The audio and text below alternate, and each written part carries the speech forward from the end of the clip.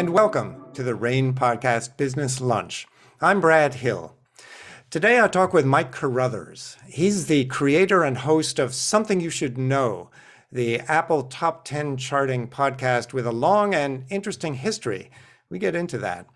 We also do a deep dive on the production process, which makes the show possible. And we talk about advertising too. The RAIN Podcast Business Lunch is sponsored by two of the leading companies in the space, NPR and Triton Digital.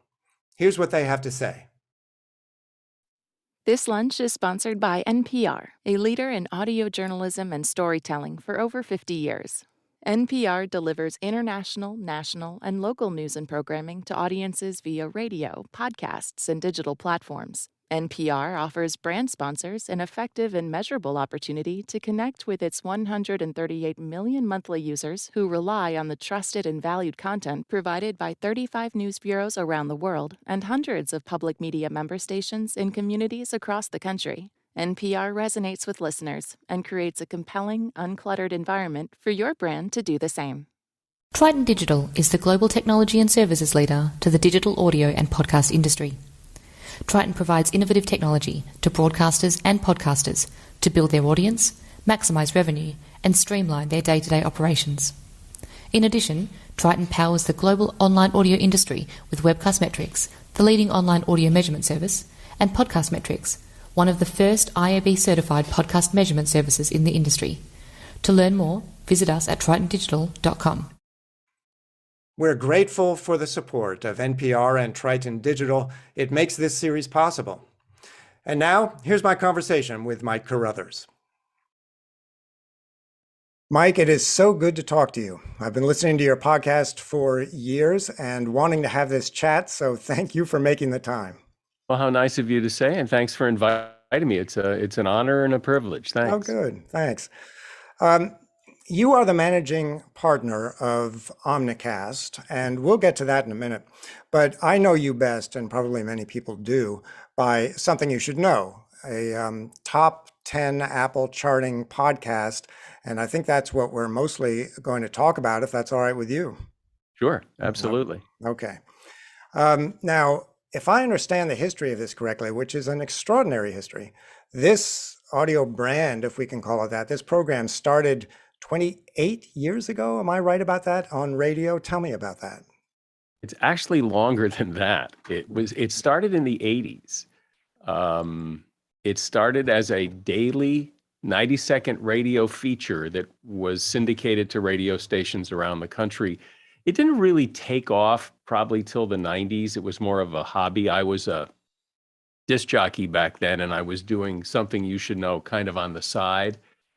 And then in the 90s, it really started to take off. We had a lot of radio stations that played it every day, and over the course of time, hundreds of radio stations, and it became. And then I gave up being a disc jockey, and it really became my full-time job.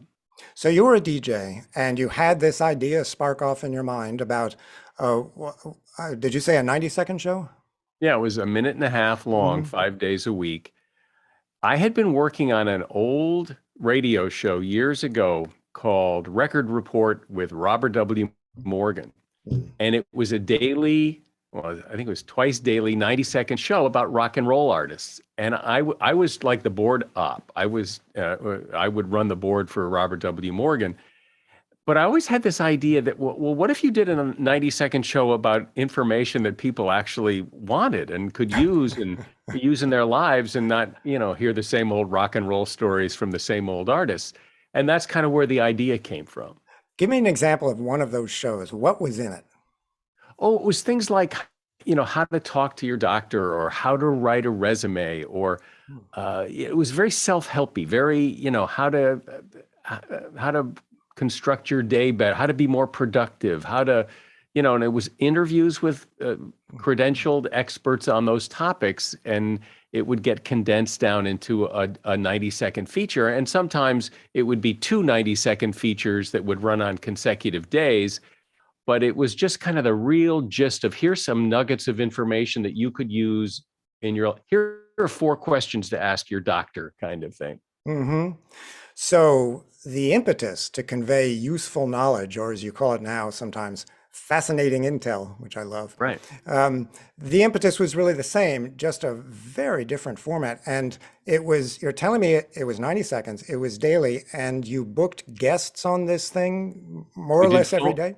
we did phone interviews, Mm-hmm. all phone interviews, because with that many people, that's 260 shows a year. So it just by necessity had to be phone interviews with people. And yeah, it was, it was hard in the beginning to get guests, but it got pretty easy because the show got it on every list, every publicist and publisher. And so we got pitched a lot of guests. When you So it say got we, easier.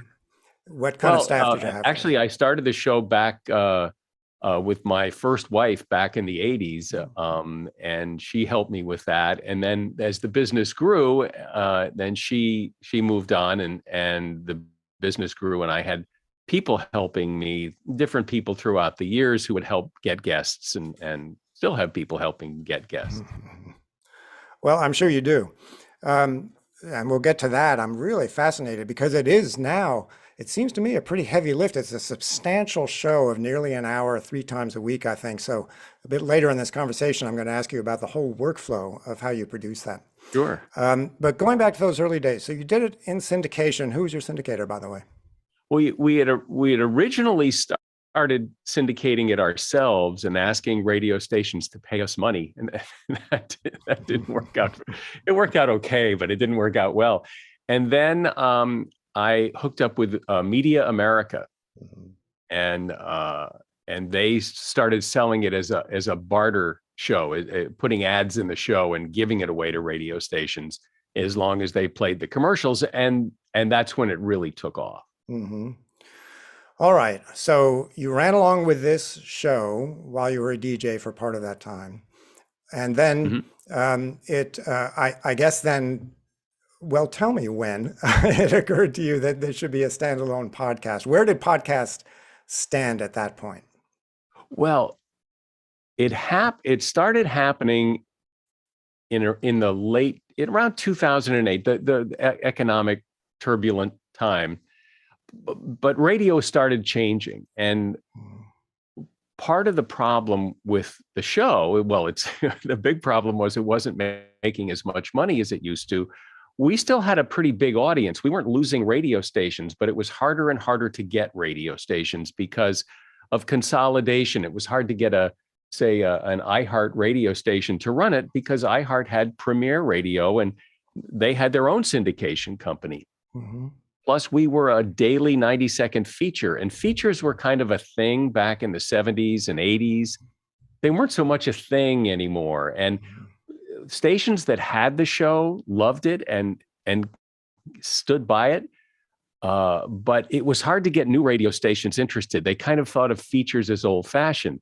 And many of our stations were news talk stations and more older skewing AC stations. So our audience kept aging. And it was aging out of the demo that our ads were sold in. We were a 25 to 54 show in terms of ad sales. We had more listeners 55 and over, and those listeners went unmonetized because the network we were sold in was a 25-54 network. So all of those things combined, we kept losing money. We just weren't making the kind of money we used to.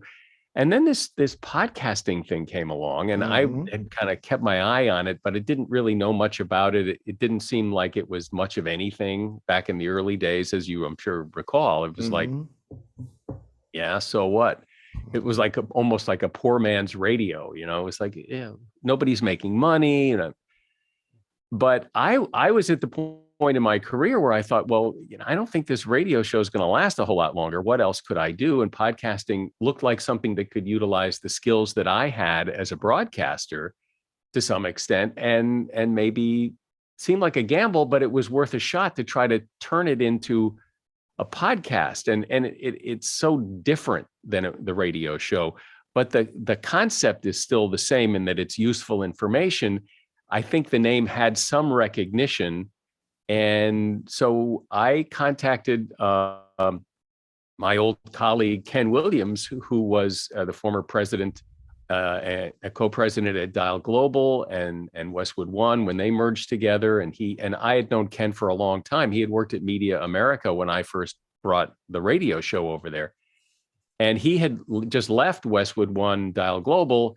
And I said, what do you think of this podcasting thing? And we got to talking, and the two of us kind of put together this idea of creating something you should know, recreating it as a long form podcast that it is today, and launched it on Labor Day of 2016 as a podcast while the radio show was still going on. And it went on, the radio show went on for another 9 months, because the podcast we didn't know what we were really going to do with it. So, and at that time, I'm sure you didn't launch a daily version of the show you had now, did you? No, okay. No. The podcast launched as a long form, originally twice a week podcast, and then we added the third episode some years later. But it launched as a long form, much like it is. It's pretty much the same concept and format as it is today. All right. And on the business side, we'll dive deeper into this later, but did you make money? Were you monetizing it? Did you sell ads right from the start? What happened was we launched it on Labor Day, and not much, the needle wasn't moving much. And we didn't really know. And we tried a lot of things. We tried different ways of promoting it and social media and all. We were like so many people back then in podcasting, didn't really know what to do, but kept trying. What we did do was we were very consistent about cranking out the show. And we had a few other little tricks up our sleeve. Because we had guests, we were very careful and very consistent about asking guests to promote their appearance to their following on social media. So we launched on Labor Day in September of 2016. And then in December of 2016, we showed up on the Apple charts. And that's the day everything changed. Everything changed. And how we did it. I was going to say, what put you there the first time? I don't know. Because we tried so many things and we were trying them all simultaneously. It's really hard to pinpoint that, this was the thing. It wasn't. I think it was all the things. We were pretty consistent. We promoted it. We asked our guests to promote it. And we just kept hammering out what we thought was a really good show. All right. So let's move into the present. This is a 50 to 60 minute show, I think, 3 times a week. Yep. And as I mentioned before, for anybody who hasn't heard it, it is substantial. It's got at least one, and I think most of the time, maybe all of the time, 2 fairly deep interviews in it. Each episode has 2 interviews. Yeah. Okay. Yeah. Plus content in between those. We'll get to the run of show in a minute. But it seems like it takes research. You or somebody on your staff has to read 1 or 2 books for every show, I think, or somehow get up to speed with the author, because it's largely book authors. So, in fact, let me ask this question. What is the run of show for anybody who hasn't heard it? Just march down the different segments that you produce for each episode. The show starts with a minute-long tease of what's coming up in this show.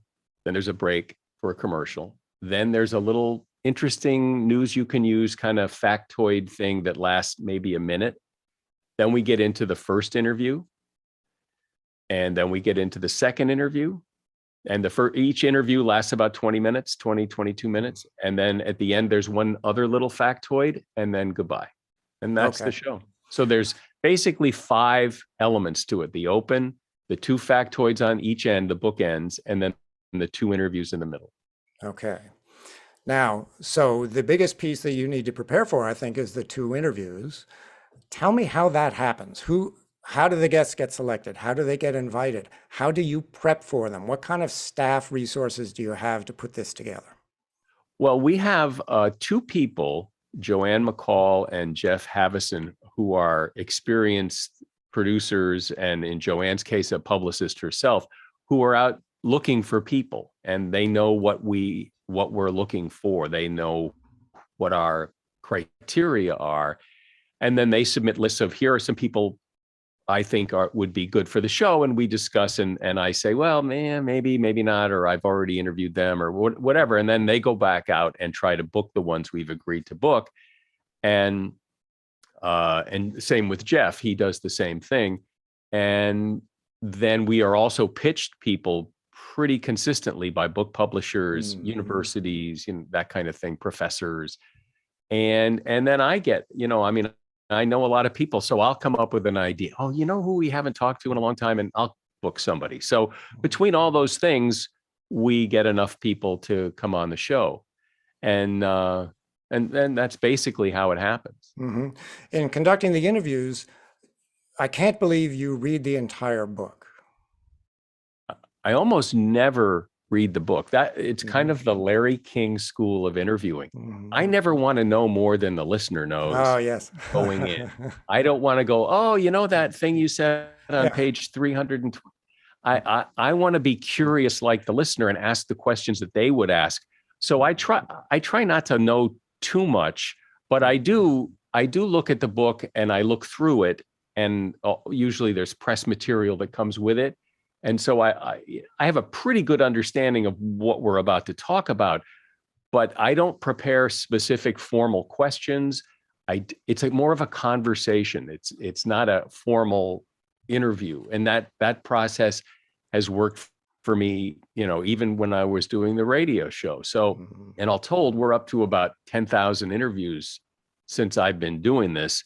So it's kind of my style. It seems to work. It works pretty well, and that's how I do it.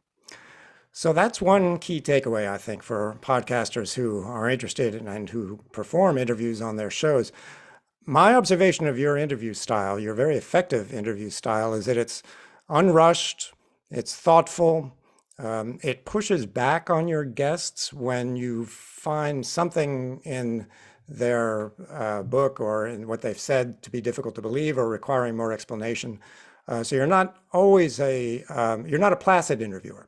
No, I guess I'm not. And you keep the spotlight on the guest. The guest does 90% of the talking. Those seem to me to be the key interview attributes that make your interviews so good. Are those correct? And do you have any others that people might be interested in? Yes. Yes, you're correct. I do keep the focus on we're a topic-driven show. We don't have people on because of who they are. We have people on because of what they have to talk about. And we've resisted being anything other than a topic-driven show. We're also very careful. There's that old expression in radio of it's not what you play, it's what you don't play. And there are a lot of things that we don't touch because they're done to death elsewhere. So we don't have on like success gurus who tell you how you should improve your life based on their opinion, that kind of thing. We don't have a lot of uncredentialed health people talk about, a lot of experimental healthy things that we're pretty conservative when it comes to health. And then and one of the things that people seem to find very surprising, and it's not by design, but I would say in any given month, I would say about 20% of the interviews that I do for the show never make it into the show. 20%? 1 out of 5? Is that what you said? Mm-hmm. Yeah, I would say, and some months it's 100% are fine, but I'd say on an average, about 1 in 5 interviews never makes it past the interview. And oftentimes I'll do them over. I'll offer to do them over again and coach the person and say, we've got to make this a little more exciting, a little more interesting. And a lot of times they don't want to do it, and that's fine. But we don't have people on just because they've done an interview. If they don't come prepared or the topic just doesn't quite crystallize and sparkle, that we just don't use it. So that implies to me you must be pretty far ahead of your posting schedule in order to do that kind of cancellation. You would be wrong. Tell me a tight spot you've been in. We're always in a tight spot. When you've got, when you've got 3 shows a week to get out, and the Saturday show is typically a rerun show from a couple years back that people haven't heard, that's a real standout show. But still, we're doing 2 new shows every week. That's 4 interviews. And sometimes if you have a dry spell, or you're not or you've got guests that are too similar, you don't want to put them in the same show. We're just days ahead of when the next. We try to stay 2 weeks ahead, but oftentimes we're just days ahead. That's kind of thrilling to know that. I'm going to be excited now every time I listen to the show. They just got it out in time. Yeah, well, it's not as exciting as it sounds, but in the beginning it was tougher. I mean, we were right up against the deadline, but I made it a point, because it was driving me nuts, to stay far enough ahead where I could breathe. I could, if I got sick or needed to take a day off, that the world wouldn't end. We'd never missed a deadline. We'd never missed a show. The show always posts when it's supposed to post. And it's Tuesdays, Thursdays, and Saturdays. Is that right? Mondays, Thursdays, and Saturdays. Okay. At midnight Pacific time is when 12:03 is when the show drops. I ask because we're midweek here. Is Thursdays ready to go? Nope. Actually, it's half ready. Oh my God. But this is one of those times when the interview that I thought was going to go in there didn't work out. And I just did an interview this morning that's going to go in there, and it'll be up later today. It'll be ready to go later today. But it isn't. But the Saturday show is done. And wait, this is Monday. Yeah. So the Saturday show is already done and up, but Thursdays is not quite. And Mondays is all planned out. It just needs to be edited and ready to go. And that was the other thing you asked about, kind of what makes it magic.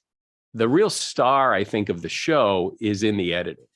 That's where the magic happens. And I know I've heard a lot of talk at podcast conferences and things about how we don't like to edit and we like to.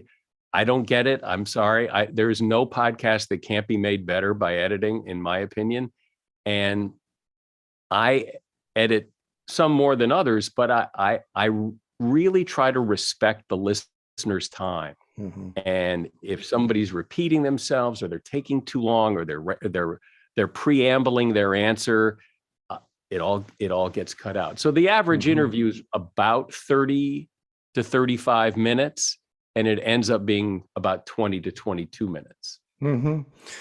I wholeheartedly agree with you about editing, really in all media categories. Sure, as a consumer and as a producer of them, editing is where it happens. Editing turns something so-so into something good, and something good into something great. Right. Well, I've always thought, Steven Spielberg doesn't make a movie and goes, I'm not going to edit this. I'm just going to let it flow. I mean, it wouldn't make sense. And I don't think podcasting is ultimately entertainment. It's storytelling. It's a beginning, middle, and end. It needs editing for pace. Editing is magical. And I hear a lot of podcasts that could be so much better with some really good editing. Oh, yes. And I'm sure you have heard them as well. Sure. So do you have a dedicated editor on staff? What's your production staff like? I am the dedicated. Good for you. Yeah, what do you use? What's your DAW? Sony SoundForge. I've used it forever. And in fact, it's not even Sony anymore. I think Sony sold it. But when I first got my first version of it, it was a Sony product. And I've always used it. I've tried, Audacity and some of the other ones. And Pro Tools and things like that are like overkill for podcasts. I think it's just so complicated and it's so unnecessary. But I'm a stickler for audio quality. So we ask that the guests, even though they're remote interviews like this, you interviewing me, we ask that they have a real microphone. We don't have people talking into laptops because it sounds horrible. It just sounds horrible, and it's hard to listen to. And, we have made exceptions, but generally we want people with a microphone And we actually we have a video that a link that we send to every guest, and we ask them to please watch it. I think it's about 7 minutes long, and it says, "This is what we're expecting. We need you on a microphone. This is what we want to get out of this. This is what I need you to do." And we try to give them as much information as we can, because a lot of times, and this used to happen with the radio show too, that people would say, "Gee, I wish I'd known more about what you were looking for." And I thought, well, then why don't we just tell them? We'll give them a video, say, "This is what we want." And it's really helped. And people really love it. I get more compliments and comments on that video of people saying, "Thank God, I wish more podcasts would do this." And it seems like a simple idea, but it really helps focus the interviews so people understand coming in what we're expecting. Yeah, that's great speaker prep. I want to get into ad sales and monetization, if you don't mind. And if I ask anything that's out of bounds, just push me back in bounds. Sure. You are ad supported. Are you repped, or do you do your own business? We are part of the Cumulus Media Westwood One podcast network, and they are our exclusive ad sales rep. Okay, good. Nice, when we clean first answer. started in 2017, we were with Wondery. And then that lasted, I think, 2 years. And then we went to a company called DAX, which is part of a digital. Well, we were with DAX for a while, and then we moved to Westwood One, and are very happy. And what actually gets sold? Packages across, I mean, do you have minimums across several episodes, or what's the package? I don't actually know exactly all the ways it is sold. We have basically Westwood One will vet us with, will vet certain advertisers with us. We're working with this company, this company, this company. Would you do ads, host read ads, endorsement ads for this company? Then we also have, and this was a very deliberate decision we made going in. Our podcast is very advertiser friendly. We don't swear. We don't get into politics. We don't get into religion. You're safe. We're very safe for advertisers. And that was very deliberate, because there's no reason for us to swear. So we don't get that upset about anything. So we don't swear. We tried to keep it advertised. It's more like a radio show in that respect. And so we've had many big brand advertisers come in. Geico, T-Mobile, Discover Card, and they're most likely in search of podcasts that are brand friendly. Now, I hear you reading ads. Do you also get pre-produced spots sometimes? Yes. Yes. We're not often from Westwood One or from Cumulus, but what we're part of our podcast is hosted on Megaphone, and we're part of their ad sales network. So in a nutshell, and there are commercial avails that Westwood One doesn't sell, Megaphone will sell them or try to sell them. And those are always pre-produced commercials. Right. Got it. And I think we had a bit of chatting before this interview. I'm just looking over my notes. So all of your ads are dynamically inserted. Is that right? They're recorded host reads when you do a host read? Yes. There's nothing baked in anymore. We don't bake in ads into the episode. Everything is dynamically inserted.